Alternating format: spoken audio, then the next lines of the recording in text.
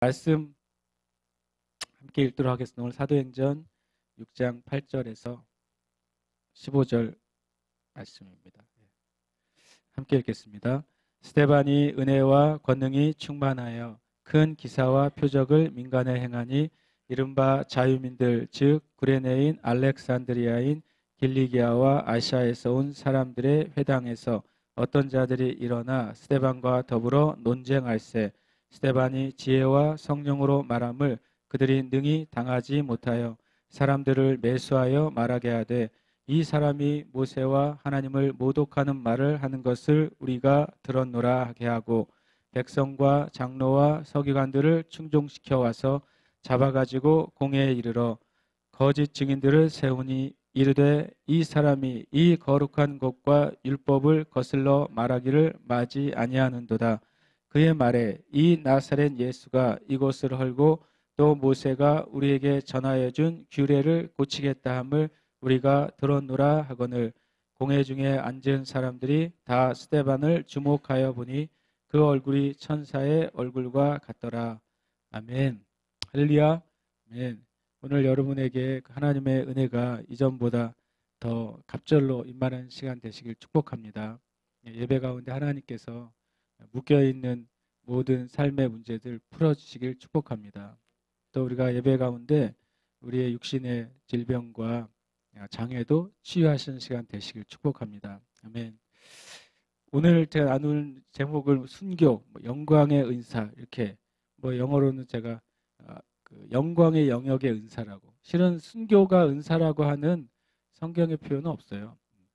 성령님의 은사 중에 순교는 없어요. 그러나 이건 순교는 우리가 원한다고 우리가 순교의 삶을 사는 것도 아니에요. 정말 이건 하늘의 영역의 은사인 것 같아요. 그건 제가 이제 만들어냈다기보다 오늘 말씀 가운데 그런 말씀이 있기 때문에 제가 정말 영광의 영역입니다. 이것은. 오늘 우리가 말씀을 통해서 물론 이제 이 스데반의 이제 이야기가 한 몇 주 동안 지속이 돼야 될 것 같아요. 그리고 다음 주부터 시작되는 그 스데반의 설교는 사도행전 설교 중에서 정말 중요한 설교예요. 그리고 복음서를 제외한 사도들이나 어떤 성경에 나와 있는 신약의 설교 중에서 너무 중요한 설교가 이 스데반의 설교입니다. 그래서 여러분 미리 이 스데반 설교 굉장히 길어요. 7장에 계속 이어지거든요. 7장의 스데반의 설교는 우리가 그동안 기존에 알고 있던 구약에 대한 이해를 새롭게 해줍니다. 완전히 새롭게 해줘요. 실은 구약에 대해서 가지고 있는 성경 지식적인 이해를 스데반이 놀랍게도 그것을 방향을 바로 잡아주는 설교를 해요. 참 되게 놀라운 하나님의 사람이 스데반이라는 것을 그의 설교를 통해 알 수 있어요. 오늘 이제 그 안에 스데반이 어떻게 잡히게 되었는지 이 과정을 통해서 우리가 은혜를 나누고 싶어요. 먼저 스데반이라는 이름이 의외로 스테판이라고 미국 사람들 안에 그 이름을 많이 쓰지 않습니까? 스데반의 이름의 뜻이 되게 놀랍더라고요. 찾아봤더니 면류관이라는 뜻이에요. 스데반이라는 이름이. 이름 자체가 굉장히 영광스러운 이름이에요. 면류관. 성경에 보면 모든 승리와 또 모든 과정을 통과한 이후에 하나님께 받는 상급에 대한 어떤 상징적인 단어가 뭡니까? 면류관이거든요. 그런데 이 스데반의 이름의 뜻이 면류관이에요. 참 너무 존귀한 분이죠. 이 6장 8절에 보면 스데반이 은혜와 권능이 충만하여 큰 기사와 표적을 민간에 행했다. 이렇게 말씀하고 있습니다. 거기에 보면 은혜와 권능이 충만하고 큰 기사와 표적을 행했어요. 그랬더니 자유민들이라고 하는 구레네인, 알렉산드리아인, 길리기아와 아시아에서 온 사람들. 구레네는 나중에 전이죠. 예수님의 십자가를 대신 졌던 사람이 구레네 사람 시몬이잖아요. 구레네는 이집트 지역입니다. 알렉산드리아는 지금도 있죠. 알렉산드리아는요. 왜냐하면 고대나 근현대에서 되게 중요한 역할을 했던 곳이 리비아에 있는 도시가 알렉산드리아예요. 그리고 실제로 초대교회 이후에 가장 크게 기독교가 융성하게 되는 곳도 알렉산드리아입니다. 리비아 지역이고요. 길리기아와 아시아는 터키 지역이에요. 그러니까 이스라엘을 놓고 이제 북쪽 지역에 그 터키 지역에서 있던 사람들이 내려왔고, 그리고 이스라엘을 놓고 남쪽 지역에 있었던 이집트와 또 리비아 지역에 있는 유대인들이죠. 자유민들이란 말이 어떤 단어로 돼 있냐면 리버디노 회당이라고 이렇게 표현이 돼 있어요. 역사에는. 리버디노 회당이 무슨 뜻이냐면 원래 종으로 살던 유대인이 자유롭게 된 사람들을 말해요.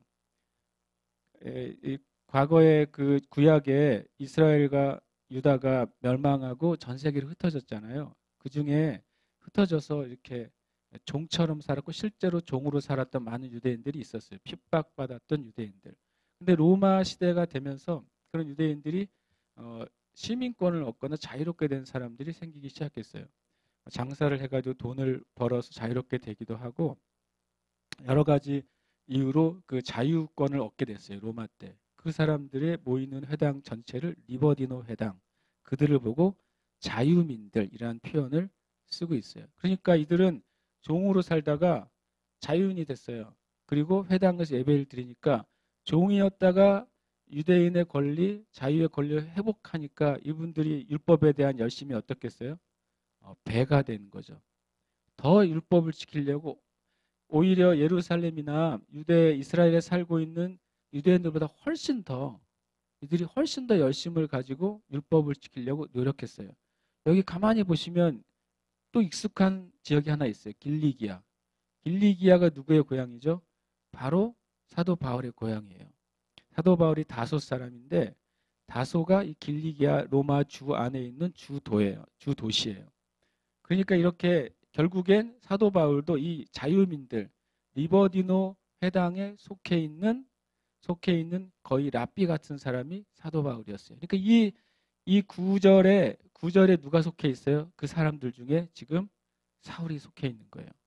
나중에 이 사건 뒤에 스데반이 설교를 정말 기독교 역사의 위대한 설교를 한 다음에 그 설교 뒤에 어떻게 됩니까? 순교당합니다. 그 순교당할 때 누가 증인을 서죠? 바로 여기에 함께 있었던 사울이 증인을 서는 거예요. 그 논쟁 안에 사울도 있었던 거죠. 논쟁을 통해서 사울이 뭘 결정한 거야? 아, 스데반은 뭐예요? 율법에 의하면 저는 죽일 놈이구나. 이렇게 사울이 결정을 내린 거죠. 예수님을 만나기 전에 사울이 여기에 속해 있었어요. 이 논쟁이에요. 그런데 이 논쟁을 했는데 스데반이 지혜와 성령으로 말하기 시작했어요. 수많은 율법적인 사람들과 예수님에 대해서 논쟁을 했는데 이들이 다 스데반을 이길 수가 없었어요. 지난주에 나눈 것처럼 스데반도 동일하게 외부에 살다가 온 유대인이라고 말씀을 드렸죠. 그러니까 그들과 같은 어떻게 보면 통로를 통해서 예수님을 믿거나 또 주님께 나왔던 사람들이었던 거죠. 그러니까 스데반이 당연히 자기와 같은 처지에 있었던 사람들, 이스라엘 밖에 살고 있는 유대인들에게 더 마음을 가지고 이방인 유대인들에게 복음을 전했던 거예요. 그랬더니 그런 일이 이제 벌어지기 시작했습니다. 근데 문제가 재밌어요. 기사와 표적이 있는 곳에 논쟁이 일어났다는 거예요. 기사와 표적이 일어나는 것과 논쟁이 일어나는 것과 관계가 별로 없어 보이잖아요. 기사와 표적이 일어났다고 하는 소리는 뭐냐면 스데반을 통해서 병든 사람이 치유받았다는 걸 의미해요. 기사와 표적이 일어났다고 하는 것은 귀신 들린 사람이 스데반의 사역을 통해서 자유케 됐다는 것을 의미하거든요. 그건 되게 놀라운 기적이니까 사람들이 굉장히 놀라고 그리고 굉장히 충격을 받았을 거예요. 그런데 왜 논쟁이 일어났을까 하는 거죠. 오히려 그 스데반이 기적을 행했을 때 사람들이 스데반의 말을 듣고 예수님을 믿어야 되는 거 아니야? 라고 생각할 수 있지 않습니까? 그런데 이제 이 첫 번째 우리가 알아야 될 것은 은혜와 권능의 결과는 기사와 표적이라는 거예요. 은혜는 카리스라는 단어를 사용합니다. 일반적으로. 그리고 권능은 디나미스라는 단어를 사용해요. 이 은혜라는 카리스는 하나님의 호의, 하나님의 자비, 또 하나님의 은혜 이런 뜻으로 해석이 돼요. 그러니까 은혜가 가득 찼을 때 권능이 나타나는 거예요. 여러분과 제 안에 은혜가 가득 찬다는 게 뭐겠어요? 우리의 심령이나 우리의 생각이나 사고방식이나 또 실은 나의 육신적인 삶까지도 하나님에 의해서 다스림을 받고 하나님을 쫓아가는 삶을 사는 것을 말해요. 그렇게 됐을 때 그 은혜로부터 권능이 나와요. 예수님에 대해서 요한복음 1장에 보면 우리가 독생하신 예수님을 볼 때 은혜와 진리가 충만하다고 세례 요한이 이렇게 예수님에 대해서 말합니다. 그 결과가 어떻게 됐습니까? 은혜와 진리가 충만하신 예수님을 통해서 이사와 기적과 치유가 나타났던 것이죠. 마찬가지로 이 스데반은 그 은혜와 진리가 충만한 사람이었어요. 그래서 거기서부터 기사와 표적이 나타났어요. 그래서 우리가 이 땅의 교회에 진짜 필요한 게 있다면요, 권능이 필요해요. 권능이 나타나지 않고 어떻게 사람들이 예수님이란 분에 대해서 관심을 가질 수 있겠어요. 근데 그 권능은 어디서 오냐면요, 충만한 은혜로부터 와요. 그럼 우리가 구해야 될 건 뭐냐면 하나님의 은혜 안에 들어가기를 온 마음을 다해서 구해야 돼요. 권능은 거기서부터 나오는 겁니다. 그냥 권능을 구하는 게 아니라, 권능을 구하는 것은 시몬, 나중에 시몬이 나오는데 시몬처럼 그냥 어떤 표정만 구하는 삶이 돼요. 그러나 주님이 그것을 책망하셨어요. 우리가 주님 앞에 끊임없이 은혜를 구하는 삶을 살아야 됩니다. 그 다음에 스데반이 기사와 표적을 행하며 예수님은 그리스도라고 증거했기 때문에 뭐가 일어났냐면 논쟁이 일어난 거죠.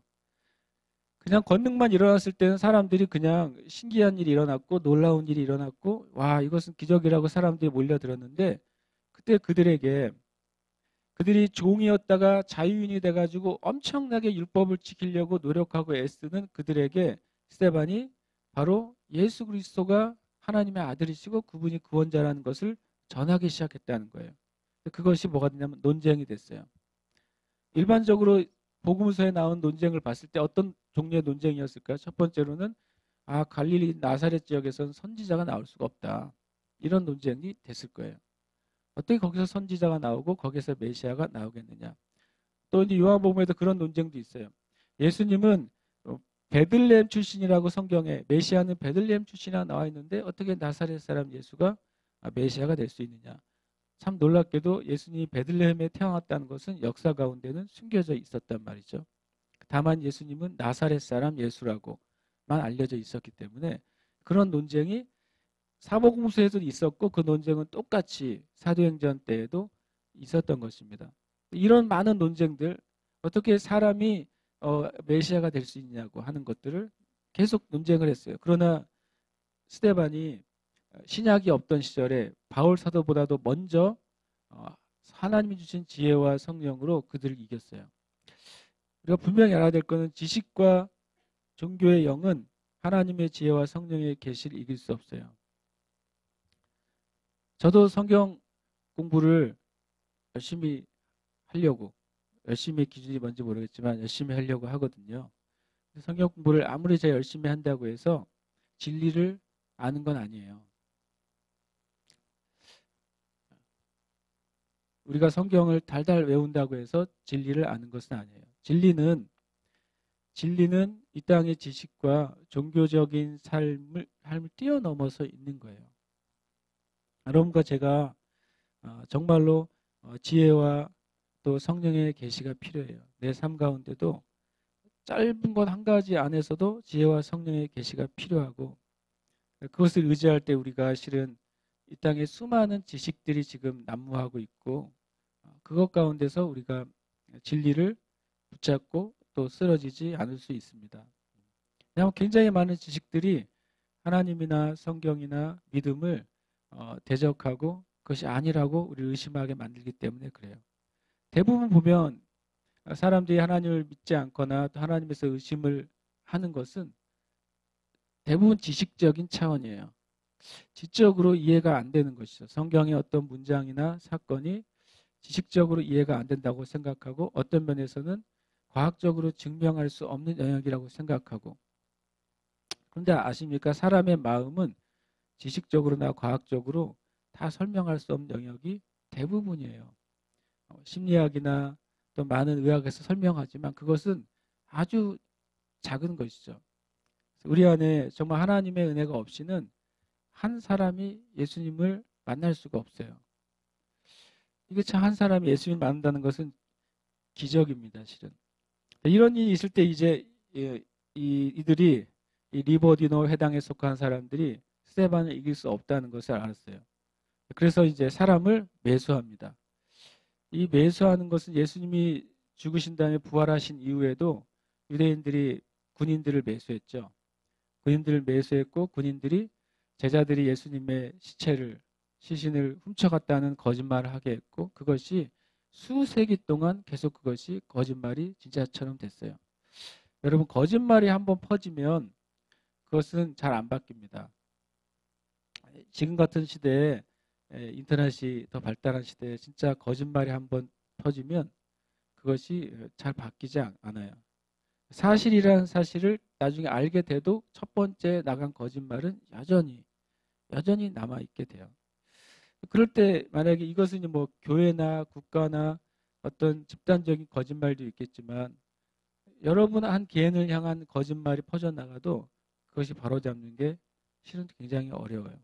그럴 때 여러분 어떻게 그걸 대처하시겠어요? 여러분에 대한 진짜 거짓말 그것이 퍼져나갔을 때 우리는 어떻게 대처할까? 우리 스데반을 통해서 배울 수도 있어요. 그래서 무슨 거짓말을 하냐면 첫 번째 모세와 하나님을 모독했다 이렇게 말합니다.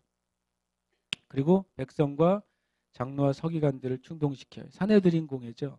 산헤드린 공회, 예수님을 죽이기로 결정한 산헤드린 공회, 사도들을 계속 협박하고 핍박했던 산헤드린 공회. 또 그 공회가 다시 소집되는 거예요.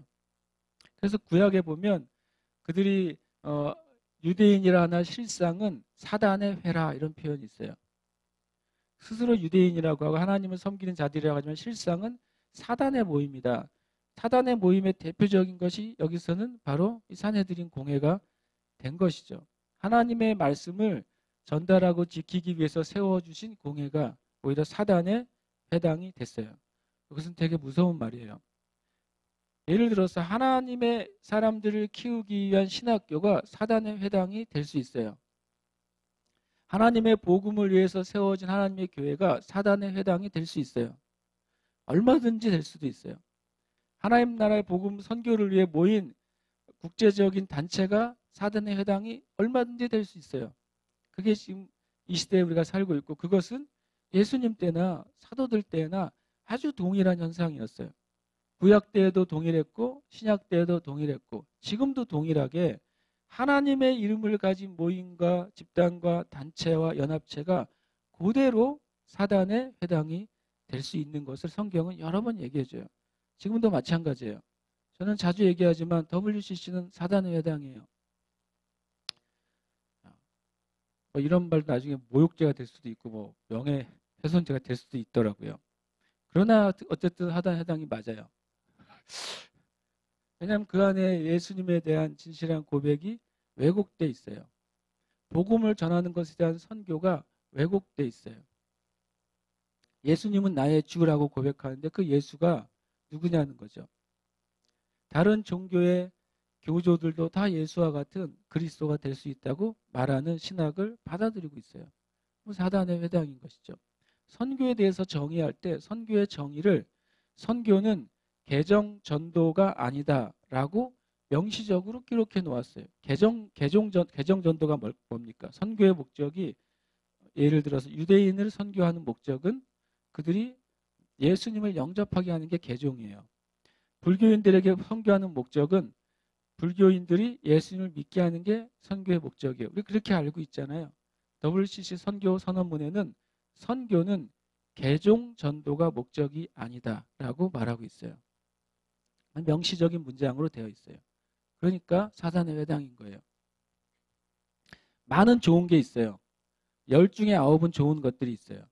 어쩌면 10 중에 100 중에 95개가 좋은 것이 있을지도 몰라요. 그러나 그 중에 사람의 영혼을 죽이는 그 독이 들어있다면 그건 마실 수가 없는 거죠. 그거는 우리가 타협할 수가 없는 거예요. 또 13절에 보면 또 거짓 증인들을 세워가지고 거룩한 곳, 성전이죠. 성전과 율법을 대적하고 있다고 또 거짓말을 하고 있습니다. 우리가 마귀의 도전은 항상 언제나 동일하다는 사실을 기억해야 돼요. 마귀는 항상 동일한 존재예요. 하나님도 항상 동일하세요. 하나님은 온전하고 선하고 사랑하고 공의로운 면에서 항상 동일해요. 근데 마귀도 어떤 면에서 항상 동일합니다. 성경에 보면 요한복음 8장 44절에 이렇게 말씀하세요. 너희는 너희 아비 마귀에게서 났으니 너희 아비의 욕심대로 너희도 행하고자 하느니라. 그는 처음부터 살인한 자요 라고 말했어요. 처음부터 살인한 자는 창세기에 가인을 통해서 아벨을 죽인 그 살인자가 결국에는 마귀라고 말씀하시는 거예요. 진리가 그 속에 없으므로 진리에 서지 못하고 거짓을 말할 때마다 제 것으로 말하나니 이는 그가 거짓말쟁이요 거짓의 아비다 라고 표현했어요. 마귀는 항상 이 두 가지라는 사실을 꼭 잊어서는 안 돼요. 마귀가 어떤 모양, 어떤 형태, 어떤 상황, 어떤 모습으로 시대마다 다르게 나타날지 모르지만 그러나 그 마귀의 본질은 딱 두 개예요. 하나는 살인의 영이고 하나는 거짓의 영이에요. 이것을 절대 잊어버려서는 안 돼요. 아무리 화려하고 좋은 옷을 입었다 할지라도 마귀는 살인의 영, 거짓의 영이에요. 북한을 다스리고 있는 정권이 추구하는 사상은 뭐예요? 주체 사상이고 그 배후에는 사회주의가 있습니다. 사회주의와 공산주의 안에는 뭐가 있어요? 무신론이 있습니다. 하나님이 없다고 하는 사상으로부터 사회주의, 공산주의가 나왔고 주체 사상이 나왔고 지금의 정권이 그 위에 있습니다. 그럼 그 근본은 뭐예요? 두 가지 영이 다스리는 거예요. 살인의 영, 거짓의 영이에요. 정치인들은 그것을 말하지 않을 수 있고 또 많은 리더들은 그것에 대해서 신경 쓰지 않을 수도 있습니다. 충분히 그럴 수 있다고 생각해요. 그러나 교회는 그래서는 안 돼요. 예수 믿는 사람도 그래서 안 되는 거예요.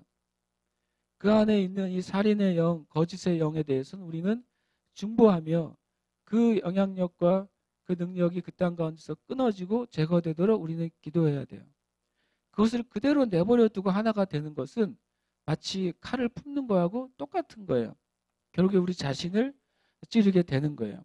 이것이 마귀의 본질이에요. 또 마귀가 하는 행동도 변함이 없어요. 요한복음 10장 10절에 보면 도둑이 오는 것은 여기서 도둑을 마귀라고 말씀하세요. 도둑질하고 죽이고 멸망시키려는 것뿐이요. 전에 제가 이 설교를 이렇게 말했어요. 마귀의 갈망, 예수님의 갈망 이렇게 제목을. 갈망이 있다 마귀가.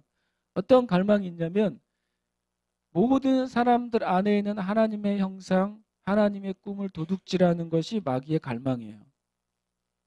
그건 누구라 할지라도 그 속에 있는 하나님의 형상과 사랑과 그 사람을 향한 하나님의 아름다운 부르심을 도둑질해내는 것이 마귀의 갈망이에요. 그러고 나서 그 안에 있는 그 영을 죽이는 것이 마귀의 갈망이에요.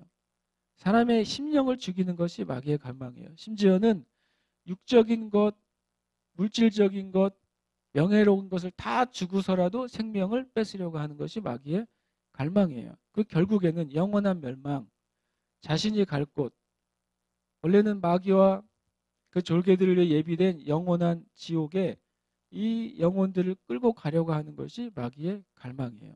그 마귀의 도전은 항상 동일해요. 여러분 기억하셔야 돼요. 그냥 작은 마귀, 큰 마귀 없어요. 작은 마귀는 힘이 작고 큰 마귀는 크고 뭐 그런 영역도 있긴 있어요. 마귀의 계급 체계가 있으니까. 그러나 제 말은 작은 죄는 지옥에 조금 내려가게 하고 큰 죄는 지옥 끝까지 내려가게 하는 게 아니에요.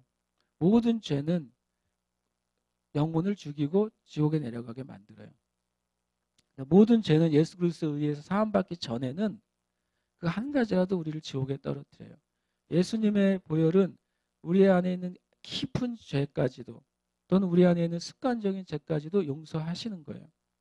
그러니까 이 본질을 우리가 잊어버리면 자꾸 속게 돼요. 끊임없이 속게 되는 것이죠.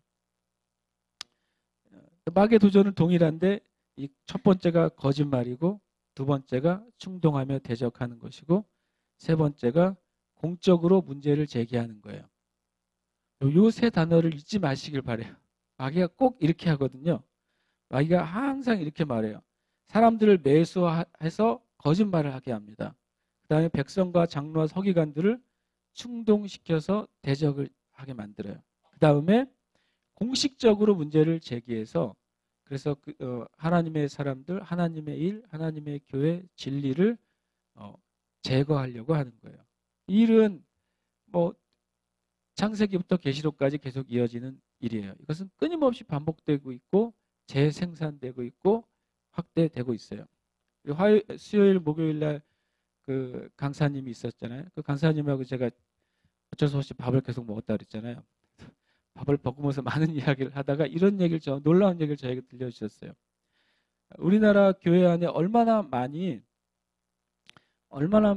이 공산주의적인 그 영이 침투해 있냐면 이제 그분이 이제 경험한 걸 얘기해 주는 거예요. 어떤 서울에 있는 뭐 큰 교회에 실제 있었던 사건인데 그 교회 청년들이 그 유명한 어느 선교 단체에 집회를 갔다 왔어요. 수련회를 갔다 온 다음에 청년들이 그 목사님이 어렸을 때부터 길렀던 자녀 같은 청년들이죠. 뭐 우리 지금인 애들이죠. 우리 뭐 지호나 건이나 이런 애들이죠. 이런 애들이 어느 집회에 갔다 온 거예요. 가서 갔다 오더니 목사님을 보고 싶다고 했대요. 그래서 보자 그랬더니 종이를 딱 대는데 이렇게 제목이 성명서. 이 교회를 이렇게 개혁해야 되고 교회 개혁을 위한 성명서를 청년부에서 가지고 온 거예요. 그러니까 이 목사님이 아니 자녀 같고 아들 같고 딸 같은 이 아이들이 어느 선거단체 수련회를 갔다 오더니 성명서를 낸 거예요. 교회를 개혁해야 된다고. 너무 놀래가지고 이 강사님한테 이걸 어떻게 했냐고 물어보셨어요. 그래서 이 강사님이 그러면 그래서 성년부가 막 쪼개지고 난리가 나기 시작했어요. 그래서 그 반대에 있는 생각이 바른 청년들을 데리고 6주 동안 실상에 대해서 이제 알려주고 그들을 훈련시켰어요. 그래서 이제 성년부 안에 두 파가 생긴 거죠. 교회를 이런 사회주의적인 방향으로 개혁을 해야 된다. 그 다음에 아니 우리가 복음과 진리로 교회가 세워져야 한다. 이 두 파가 갈렸고 결국에는 어른들이 얘기할 때는 아무도 말 듣지 않지만 청년들끼리 이렇게 진리와 비진리에서 싸우는 걸 통해서 결국엔 그들이 떠나갔다 그래요. 교회 안에 이런 일이 무지하게 지금 많이 일어나고 있고 그 일의 결과가 지금 교회 안에 심겨져 있어요. 14, 15절에 보면 그의 말에 이 나사렛 예수가 이곳을 헐고 또 모세가 우리에게 절하여 준 규례를 고치겠다. 이런 식으로 했어요. 이렇게 이 거짓말을 했을 때 15절에 공회 중에 앉은 사람들이 다스의 반을 주목하여 보니 그 얼굴이 천사의 얼굴과 같았다. 여기까지 딱 이렇게만 설명이 되어 있어요. 14절에 보면 그 모든 것의 마지막에 누가 등장해요? 나사렛 예수가 등장합니다. 결국에는 마귀의 목표는요, 예수 그리스도예요. 무슨 일을 하든 무슨 일을 일으키든 표면적으로는 누가 대상이든 어느 교회가 대상이든 어느 목회자가 대상이든 어떤 사건 대상이든 어쨌든 마귀의 모든 목표는 예수 그리스도예요. 성경이 이것을 이렇게 설명해 주고 있어요. 시편 2편 1절에 3절에 보면 세상에 일어나는 많은 소요와 많은 일들은 결국엔 하나님을 대적하기 위한 목적이라는 것을 말씀하고 있어요. 어찌하여 이방 나라들이 분노하며 민족들이 헛된 일을 꾸미는가? 헛된 일은 원래 단어에 루머라고 되어 있어요. 루머들이 흘러간다는 것이죠. 분노는 일종의 이제 데몬스트레이션이에요. 데모하고 자신의 일을 주장하는 것들이에요. 세상의 군왕들이 나서며 정권들과 정부들이죠. 관원들이 서로 꾀하여 여호와와 그의 기름 부음 받은 자를 대적하며 우리가 그들의 맨 것을 끊고 그의 결박을 벗어버리자 하는도다. 시편 2편의 말씀 굉장히 많은 깊은 진리를 말씀해 주는데 이 땅에 이방 나라들은 뭡니까? 하나님을 믿지 않는 나라와 정권을 의미하는 거예요. 그들이 왜 수많은 일들이 일어나고 또 소요를 일으키고 루머가 양산되고 거짓말이 퍼지는 궁극적인 목적이 무엇이냐? 정의를 세우기 위해서라고 말하죠. 세상을 개혁하기 위해서라고 말합니다. 그러나 성경은 영적으로 가장 그 마지막에 있는 타겟은 바로 하나님과 예수 그리스도라고. 하나님으로부터 온 진리와 예수 그리스도로부터 온 구원을, 그것을 이 땅 가운데 제거하기 위한 것이 바로 마귀의 목표예요. 그 사실을 절대로 잊어서는 안 됩니다. 스데반은 예수님의 대리인이에요. 왜냐하면 스데반이 죄목이 예수님의 죄목하고 똑같아요. 그렇죠. 예수님의 죄가 뭐였어요? 예수님의 죄가 저가 성전을 헐고 사흘 만에 다시 짓는다고 한다. 우리가 받은 모세의 율법을 고치겠다고 한다. 모세의 율법 중에 제일 중요한 게 뭡니까? 바로 안식일이거든요. 안식일을 그가 무시하고 있다. 스데반의 죄가 예수님의 죄하고 똑같아요. 그러면 이 시대에 마귀가 똑같이 이 시대의 하나님의 사람들에 대한 정죄도 똑같을 것입니다. 그 다음에 스데반은 땅의 영역에 속하 있지 않았어요. 제가 1절에 이 6장 8절에서 15절을 읽을 때 맨 마지막에 15절에 이렇게 말씀하고 있죠. 공회 중에 앉은 사람들이 다 스데반을 주목하여 보니 엄청 많은 거짓말들이 막 그 증인들이 나와서 스데반이 아주 죽일 놈이라고 말을 막 하고 있어요. 말을 막 하고 있어 사람들이, 자 그러면 도대체 스데반은 이제 막 검사가 나와서 신나게 이제 죄목을 얘기하고 있을 때 피고인석에 지금 스데반이 앉아 있는 거 아니에요. 그럼 사람들이 스데반을 보지 않았겠어요? 스데반이 도대체 어떠한 그 얼굴로 있을까? 스데반을 본 순간 사람들이 깜짝 놀랐어요. 왜요? 스데반이 천사의 얼굴과 같다. 뭐 자기네가 천사 얼굴 보지도 못했으면서 천사의 얼굴 같다. 그 말은 뭐예요? 스데반의 상태를 보니까 이 땅의 영역이 아니라는 것을 알게 된 거예요. 왜 땅의 영역이 아니냐면, 여러분 사도행전 7장 마지막에 보면 이런 말이 있어요. 사도행전 7장 55절에 보면 스데반이 성령 충만하여 하늘을 우러러 주목하여 하나님의 영광과 및 예수께서 하나님 우편에 서신 것을 보고 라고 말해요. 스데반은 이미 이 거짓 재판과 이 소요들이 일어나고 있을 때 스데반은 어느 영역에 가 있냐면 하나님의 영역에 가 있는 거예요. 이들이 말하는 거짓과 또 사기와 모욕과 이 모든 거짓 증언들이 스데반에게는 미치지 못하는 곳에 이미 가 있는 것이죠. 여러분, 우리가 거짓말로 말미암아서 우리가 공격을 받거나 오해를 받을 때 최고 수준의 반응은 우리가 영광의 영역에 가는 거예요. 더 이상 그런 것이 물론 내 삶과 환경에 영향을 줄 수는 있지만, 그러나 정말 나의 심령에 아무런 타격이나 상처나 아픔을 줄 수 없는 상태에 우리가 가 있는 거예요. 그 사람은 마귀가 어찌할 수 없어요. 여러분과 제가 영원한 하나님 나라를 믿지 않습니까? 그걸 가만히 생각해 보세요. 영원한 하나님 나라를 생각해 본다면 이 땅에서 사람들에게 인정을 받는 것도 잠깐이고 별로 큰 것도 아니에요. 또 이 땅에서 사람들에게 오해를 받거나 이 땅 가운데 심지어는 예수님처럼 버림을 받는 것도 그 영원한 하나님 나라를 생각하면 잠깐이거나 별로 큰 게 아니에요. 스데반이 그 영역에 속해 있는 거예요. 그래서 이들이 거짓말을 하든 오해를 하든 없는 말을 지어서 내든 있지도 않은 사건을 만들어내서 자기를 모욕하고 결국에는 죽이는 판결을 해야 되니까, 결국에는 그렇게 해야 되니까 그렇게 계속 몰아갈 때 스데반은 하나님 영역에 가 있는 거예요. 이건 참 놀라운 수준이죠. 이미 스데반에겐 이것이 아무런 영향이 되지 않고 있어요. 그리스도인들이 이런 삶을 살기 시작하잖아요. 그럼 마귀가 이룰 수 없는, 마귀의 그 불화살이 이룰 수 없는 높은 곳에 하나님의 사람들이 있는 것이죠. 스데반은 이미 영광의 영역에 들어가 있어요. 이것이 실은 이 땅에 살아가는 그리스도인들의 저는 목표가 되어야 한다고 생각해요. 내가 하나님의 영광의 영역 가운데서 사는 삶을 사는 거죠. 그렇다고 이 세상을 등지고 살라는 게 아니에요. 그렇다고 이 세상의 삶의 활동을 접으라는 게 아니에요.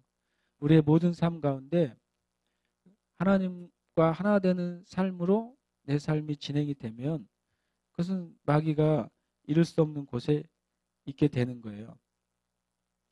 제가 오늘 예배 끝나고 여러분에게 카톡방에 하나 어떤 기사 하나를 보내드릴 거예요. 근데 거기에 기사가 뭐냐면 2016년 5월 9일 기사예요. 제가 아까 말한 그 단체에 대한 기사예요.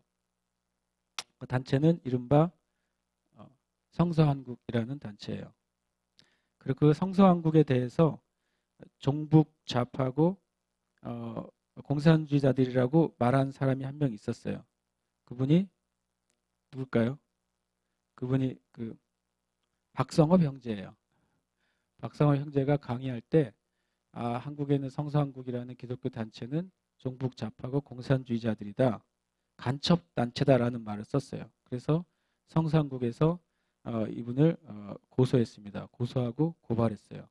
1차 1심에서는 유죄를 받았어요. 항소를 했고 다시 2차에서는 어떤 일이 벌어졌냐면 무죄를 받았어요. 그것에 대한 기사예요. 거기에 보면 이렇게 되어 있습니다. 거기에 이제 판결문이 들어가 있는데 판결문을 이렇게 적혀 있어요. 그 판사가 한 판결에 그 박성업 형제가 선교 한국을 대해서 종북 좌파고 간첩 단체다. 교회를 무너뜨리는 단체다. 라고 한 말이 이 발언이 가치 판단이나 평가를 내용으로 하는 이건 의견 표현이다. 성서한국 등의 활동 내역을 종합하면 이게 이제 그 법원의 그 판단이에요. 성서한국 등의 활동 내용을 종합하면 피고인 박성업 씨의 주장이 허위라고 단정하기 어려울 뿐만 아니라 성서한국 등이 일정한 이념적 스펙트럼 하에 활발한 활동을 하고 있다고 법원에서 판결을 내렸어요. 성서한국은 2002년에 생긴 기독교 단체입니다. 기독교 단체 20개가 연합이 돼 있고 기독교 단체가 30개가 연합이 돼 있고 22개의 교단 연합체예요. 굉장히 큰 연합체입니다.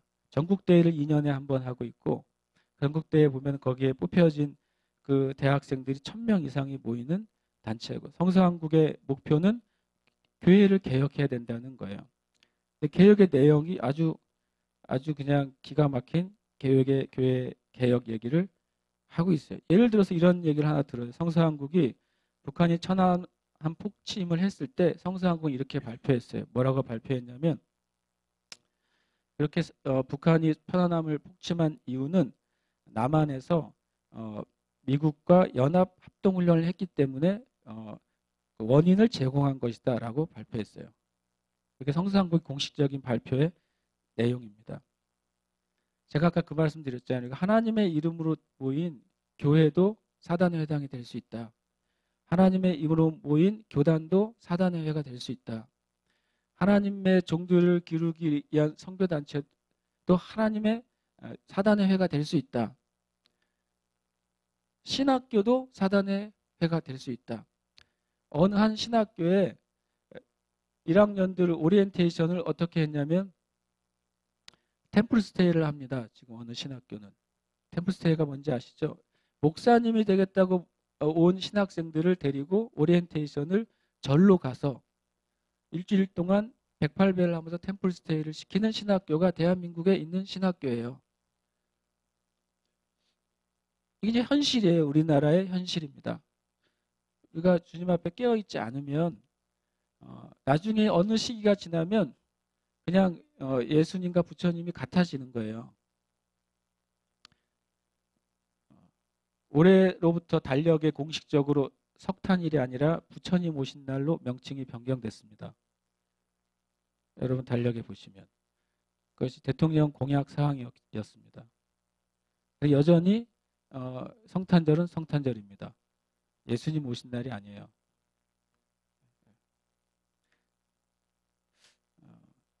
그냥 마음이 아픈 것이죠. 또 이런 제가 나중에 여기 내용이 너무 긴 기사들이 많이 있어서, 그리고 여기에서 주요 강의를 하시는 숭실대 모 교수님은 대한민국의 교회가 주체 사상을 이해해야 북한 강화될 수 있다는 강의를 하고 계세요. 이게 우리나라의 이제 현실이에요. 그래서 교회 안에도 자기도 모르는 사이에 하나님이 없다고 하는 무신론적인 사회주의가 옳다고 생각하는 목사님들이 많이 있습니다.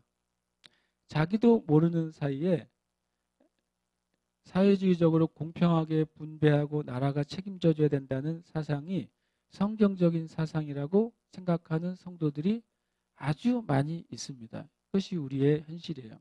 그래서 오히려 진리 위에 서는 것이 어려운 시대에 여러분과 제가 살고 있어요. 그래서 우리가 주님 앞에 깨어 있어야 돼요. 깨어 있는 최고의 방법이 스데반처럼 되는 거예요. 스데반처럼 우리의 삶이 영광의 영역 가운데서 걷기를 갈망하는 거예요. 나의 보고 듣는 것이 성경에 의해서 걸러진 삶을 살아야 돼요. 우리가 듣고 이해하는 지식이 성경에 의해서 걸러진 지식인지 아닌지를 우리는 살펴봐야 돼요. 그렇지 않으면 얼마든지 교회도 속고 얼마든지 목회자도 속고 얼마든지 이 땅의 교회 전체도 속을 수 있는 때에 우리가 살고 있어요. 우리가 진리 안에 거하기를, 그것은 일종의 혈과 육의 싸움이 아니라 우리가 어떤 영역에서 사느냐의 싸움이에요. 우리가 영광의 영역 가운데 사는 삶이 되기를 축복합니다. 우리 기도하십시다. 우리가 주님 앞에 우리 자신을 주님 앞에 돌아봤으면 좋겠어요.